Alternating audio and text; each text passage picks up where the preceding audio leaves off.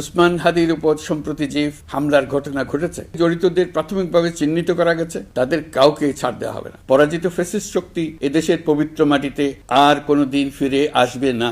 আপনাদের সামনে আজ উপস্থিত হয়েছি অত্যন্ত ব্যথিত হৃদয়ে। এই আনন্দে ওসমান হাদিকে গুলি করছে, ওই খুনিকে ধরার জন্য 50 লক্ষ টাকা ঘোষণা দিয়েছেন আপনি। ভালো লাগছে, আমরা বিচার চাই।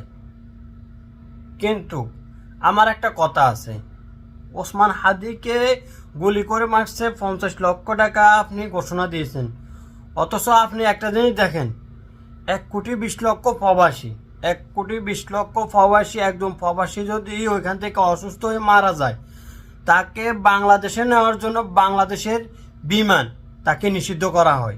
এটা কেন?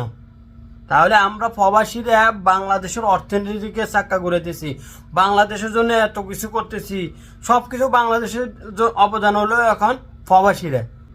তাদের জন্য আপনি কি ঘোষণা দিয়েছেন? ওসমান হাদিরে গুলি করছে, 50 লক্ষ টাকা ঘোষণা দিয়েছেন আপনি, আর একজন প্রবাসীর জন্য আপনি কি করছেন? তাহলে আপনি প্রবাসীদের জন্য কিছু না করলে প্রবাসীর টাকার জন্য এরকম করেন কেন?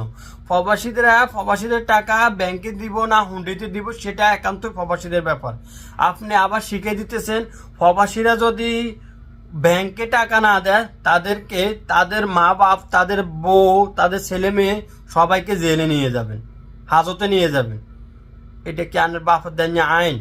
আপনি একজন তত্ত্বাবধায়ক সরকার, আপনি প্রবাসীদের বিরুদ্ধে কথা বলার অধিকার দিয়েছে কি আপনাকে? প্রবাসীর হলো বাংলাদেশের দ্বিতীয় রেমিটেন্স যোদ্ধা। এক যুদ্ধ ছিল 1971 সালে। নেক্সট টাইম আপনি একজন তত্ত্বাবধায়ক সরকার, নেক্সট টাইম প্রবাসীদেরকে কথা বলতে ভাবে চিন্তে কথা বলবেন। 1,20,00,000 প্রবাসীর রেমিটেন্স দিয়ে বাংলাদেশ চলতেছে।